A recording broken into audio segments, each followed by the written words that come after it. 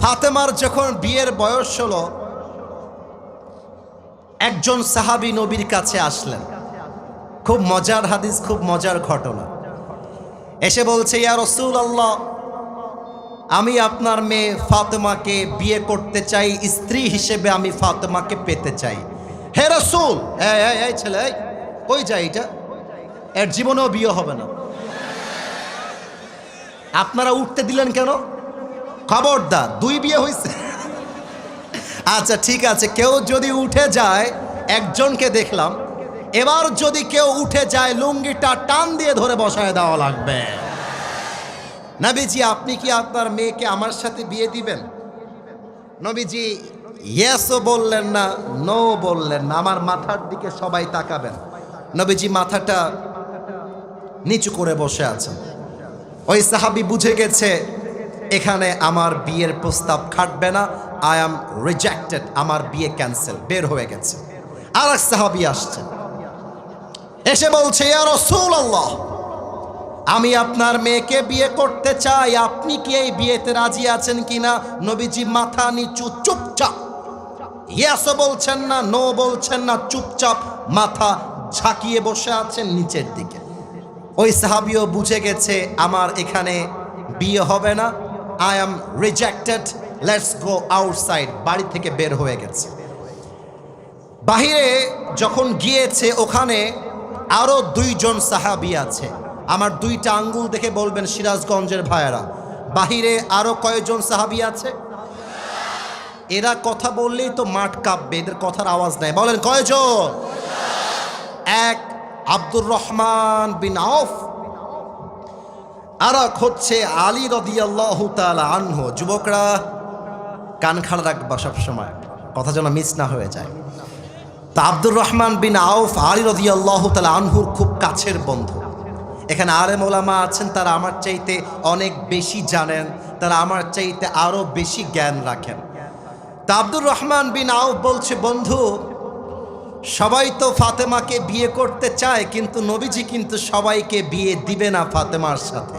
আমার বিশ্বাস, বন্ধু আলী, তুমি যদি একবার প্রস্তাবটা নিয়ে যাও, আমি তোমার বন্ধু হিসেবে বলছি, নবী তোমার মতো সন্তানকে, তোমার মতো ছেলেকে খালি হাতে না বলে ফিরায় দিবে না। তাও তো সুবহানাল্লাহ কইতে পারলেন। দেখবা, বন্ধু বন্ধুকে মোটিভেট করলে একটু গায়ে জোর আসে। বন্ধু যখন বলে, বন্ধু তুই পারবি, তখন আমার মনটা বলে, হ্যাঁ আমি আসলেই পারবো, ঠিক না?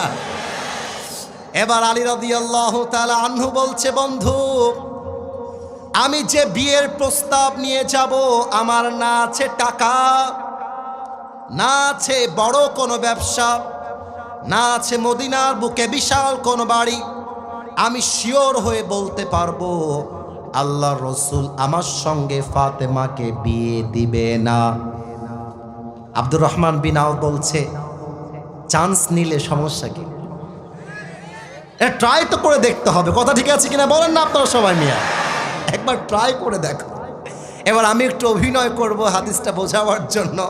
ডোন্ট টেক ইট আদারওয়াইজ, রাগের দিকে নেবেন না।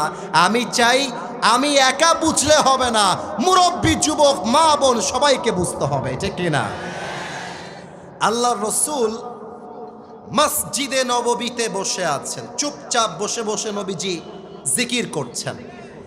এরই মাঝে আলী রাদিয়াল্লাহু তাআলা আনহু নবীর কাছে এসে দাঁড়িয়ে গিয়েছে। কিন্তু আমাকে না দেখলে হাদিসের প্র্যাকটিক্যাল মিনিংটা বুঝবেন না। Look at my physical structure, আমার দিকে তাকান।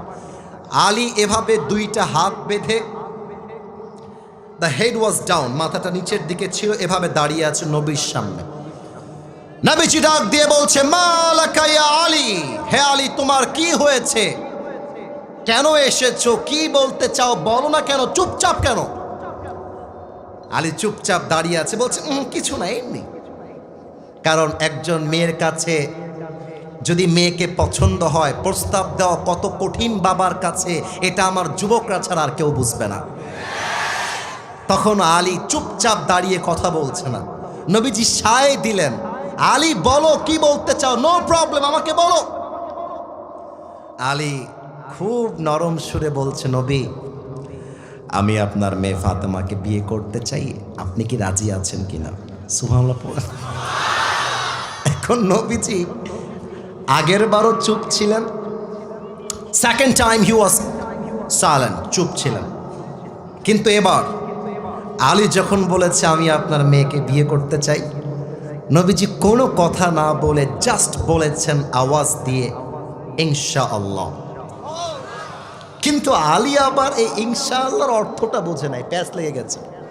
বাহিরে বের হয়ে আসছে, আব্দুর রহমান বিন আউফ বলছে বন্ধু গেল আমার হাসি মুখে, কিন্তু ফিরে আসলো বাংলার পাঁচের মতো মুখ করে। ব্যাপার কি? এই বন্ধু, কি ব্যাপার? তোমার বিয়ের প্রস্তাব কি ইয়েস নাকি নো? আলী বলছে বন্ধু নো, আমার বিয়ে হবে না। আব্দুর রহমান বিন আউফ বলছে আই ক্যান্ট বিলিভ দিস, এটা বিশ্বাসই হয় না। আগে বলো, নবীজি কি কিছুই বলে নাই? বলছে হ্যাঁ, একটা শব্দ বলেছে, নবী জাস্ট বলেছে ইনশাআল্লাহ।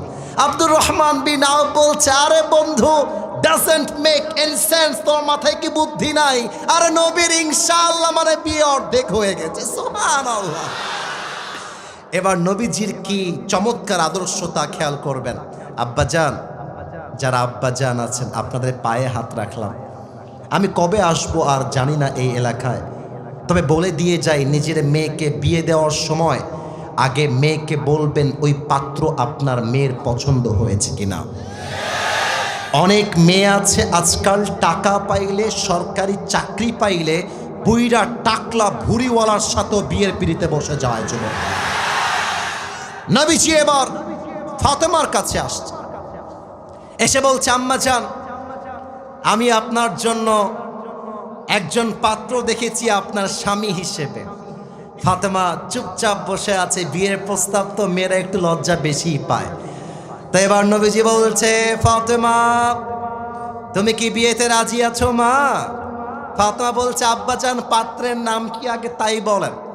এবার নবীজি বলছে পাত্রের নাম হচ্ছে ইসমুহু আলী, ওর নাম হচ্ছে আলী। অবাক করা বিষয় হচ্ছে প্রস্তাব আসার আগে থেকেই আলী যেমন ফাতেমাকে পছন্দ করে, ফাতেমাও তেমন আলীকে মন থেকে পছন্দ করে। সুবহানাল্লাহ পড়বেন না আপনারা?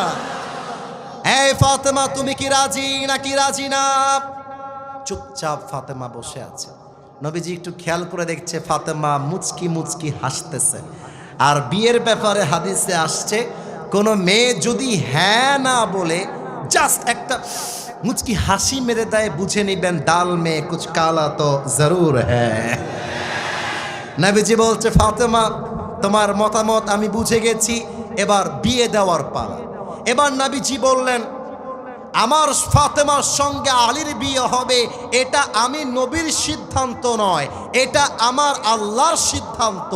তবুও আমি আমার মেয়ের থেকে অনুমতি নিয়ে বুঝালাম, যখন তোমরা তোমাদের মেয়েকে বিয়ে দিবা যার সঙ্গে গাঞ্জাখোরের সঙ্গে নয়, তোমার মেয়ে যাকে পছন্দ করে তাকে বিয়ে দেওয়া লাগবে। এটার নামই নবীর আদর্শ। যুবক ভাইরা আমার, আচ্ছা আমার দিকে একবার